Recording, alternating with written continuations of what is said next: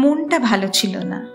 এক একদিন এরকম হয়, কিচ্ছু পড়তে ভালো লাগে না, কিছু ভাবতে ভালো লাগে না, কারোর সঙ্গে কথা বলতেও ভালো লাগে না। মনে হয় যেন মনের চাকার তেল ফুরিয়ে গেছে, অয়েল করে না নিলে চাকা আর চলবে না। ক্রমশ মরচে পড়ে আসবে, তারপর কবে একদিন ফুট করে বন্ধ হয়ে যাবে। জেলে পাড়ালেনে এক পুরনো তাসের আড্ডায় গেলুম।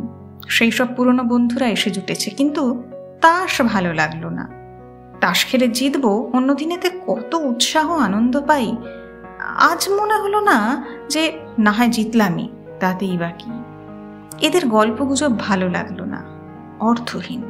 অর্থহীন এই নিচু বৈঠকখানা, ঘর, চুনবালি খসা দেওয়াল, সেই সব একঘেয়ে সস্তা ওলিওগ্রাফ ছবি, কালীয় দমন, অন্নপূর্ণার ভিক্ষাদান, কি একটা মাথামুন্ডু ল্যান্ডস্কেপ, একঘেয়ে কথাবার্তা, চিরকাল যা শুনে আসছি। হঠাৎ মন বিরস আর বিরূপ হয়ে উঠল। সব বাজে, সব অর্থহীন। পাশের একজনকে জিজ্ঞেস করলুম, আপনার বেশ ভালো লাগছে না? মানে আচ্ছা, মনে কোনো রকম? সে অবাক হয়ে আমার দিকে চেয়ে রইল। বললে, কেন ভালো লাগছে না? কেন কেন বলুন তো? মন আরো তিক্ত হয়ে উঠল। কাজের ছুতোয় সেখান থেকে বেরিয়ে পড়লুম। বেলা 4টে বাজে। ফিরিওয়ালারা গলির মধ্যে হাঁকছে, ছেলেরা বই দপ্তর নিয়ে স্কুল থেকে ফিরছে। কলে জল পড়বার শব্দ পাওয়া যাচ্ছে। গলির মোড়ে রোয়াকে রোয়াকে এরই মধ্যে আড্ডা বসে গিয়েছে। একটা নিতান্ত সরু অন্ধকার গলি, পাশেই একটা মিউনিসিপ্যালিটির নাইবার জায়গা। এই গলিটা দিয়ে যাতায়াত প্রায়ই করি। মিউনিসিপ্যালিটির নাইবার জায়গাটার পাশে একটা খোলার ঘর। এই ঘরখানা ও তার অধিবাসীরা আমার কাছে বড় কৌতূহলের জিনিস। হাত পাঁচেক লম্বা, চওড়াতে ওই রকমই হবে, এই তো একখানা ঘর। এরই মধ্যে একটা গোটা পরিবার থাকে, স্বামী, স্ত্রী, তার 2 সন্তান। না দেখলে বিশ্বাস করা শক্ত যে এইটুকু ঘরে কিভাবে এতগুলো প্রাণী ওই অবস্থায় থাকে তাদের জিনিসপত্র নিয়ে। কিন্তু সকলের চেয়ে অবিশ্বাসের বিষয় এই যে এই 5 বর্গহাত ঘরের এক কোণেই ওদের রান্নাঘর। আমি যখন ওখান দিয়ে যাই, প্রায় দেখতে পাই উনুনে কিছু না কিছু একটা চাপানো আছে। বউটি ছোট্ট ছেলে কোলে নিয়ে রাঁধছে, না হয় দুধ চাল দিচ্ছে। তার বয়স দেখলে বোঝা যায় না। 23ও হতে পারে, 30ও হতে পারে, আবার 40ও হতে পারে।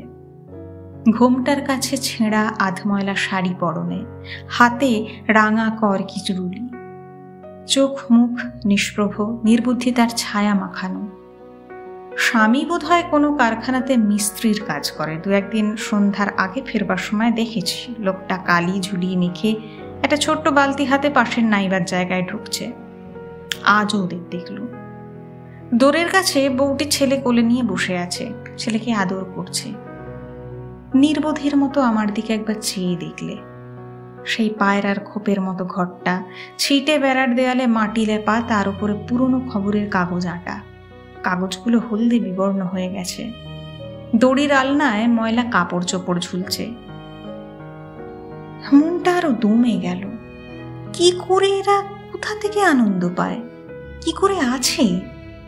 কি অর্থহীন অস্তিত্ব! আচ্ছা, কেন আছে? ওই যে ছেলেটা, ওই ছোট্ট ছেলেটা বড় হয়ে কি হবে? ওই রকম মিস্ত্রি তো হবে। ওই রকমই খোলার ঘরে ছেলে বউ নিয়ে ওইভাবেই মলিন, কুশ্রী, অন্ধকার, অর্থহীন জীবনের দিনগুলো একে একে কাটাতে কাটাতে এগিয়ে চলবে ততোধিক দিনহীন মরণের দিকে। অথচ মা কত আগ্রহে খোকাকে বুকে আঁকড়ে আদর করছে। কত আশা, কত মধুর স্বপ্ন হয়তো। কিন্তু এখানেও আমার একটা সন্দেহ এলো। স্বপ্ন দেখবার মতো বুদ্ধিও কি বউটির আছে? কল্পনা আছে? নিজেকে এমন অবস্থায় ভাবতে পারে যা বর্তমানে নেই, কিন্তু ভবিষ্যতে হতে পারে বলে ওর বিশ্বাস? মনের গোপন স্বাদ আশাকে মনে রূপ দিতে পারে? নিজের সংকীর্ণ অসুন্দর বর্তমানকে আলোকোজ্জ্বল ভবিষ্যতের মধ্যে পারে হারিয়ে ফেলতে? বড় রাস্তার মোড়ে বইয়ের দোকানগুলো দেখে বেড়ালুম। রাশি রাশি পুরনো বই, ম্যাগাজিন, অধিকাংশই বাজে, অলস অপরিণত মনের তৈরি জিনিস। চটকদার মলাটওয়ালা অসার বিলিতি নভেল, সিনেমার ম্যাগাজিন ইত্যাদি। অন্যদিন এখান থেকেই বেছে বেছে দেখি যদি ভালো কিছু পাওয়া যায়। আজ আর বাঁচবার মতো ধৈর্য ছিল না। মনের আকাশের চেহারা আজ ঘষা পয়সার মতো। নীলিমার সৌন্দর্য তো নেই, মেঘ ভরা বাদল দিনের রূপও নেই, নিতান্তই ঘষা পয়সার মতো চেহারা। আচ্ছা, কি করবো তাহলে? সিনেমা দেখতে যাব একটা, বা আউটরাম ঘাটে বেড়াতে যাব, বা কোথাও বসে খুব গরম চা খাবো, বা লেকের দিকটায় যাব।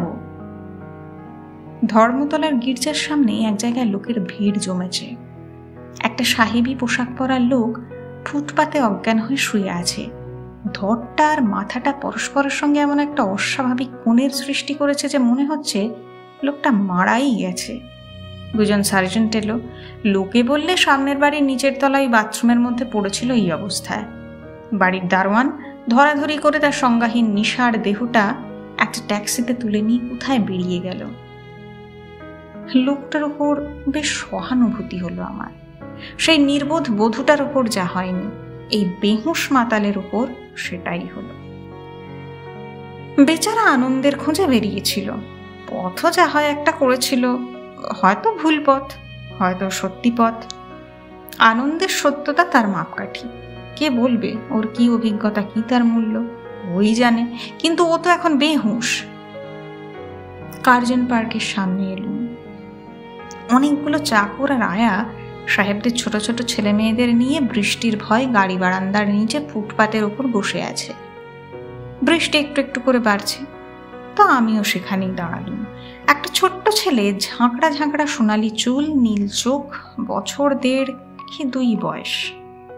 সেই তার চাকরের টুপিটা মাটি থেকে তুলে নিয়ে টলতে টলতে উঠে অতি কষ্টে নাগাল পেয়ে চাকরের মাথায় আবার টুপিটা পরিয়ে দিচ্ছে। আর যেমন পড়ানো যাচ্ছে অমনি হাত নেড়ে ঘাড় দুলিয়ে দন্তহীন মুখে হেসে কুটি কুটি হচ্ছে। কিন্তু টুপিটা ভালো করে মাথায় বসাতে পারছে না, একটু পরেই গুড়িয়ে পড়ে যাচ্ছে। আবার খোকা অতি কষ্টে টুপিটা মাথায় তুলে দিচ্ছে। আবার সেই হাসি, সেই হাত পা নাড়া, সেই নাচ। তাকে কেউ দেখছে না, কারণ দেখবার সে অপেক্ষাও রাখছে না। তার চাকর পার্শ্ববর্তিনী আয়ার সঙ্গে ঘনিষ্ঠ আলাপে এমনই অন্যমনস্ক, খোকা কি করছে না করছে সেদিকে তার আদৌ খেয়াল নেই। নিকটের অন্য অন্য ছেলেমেয়েরাও নিতান্ত শিশু।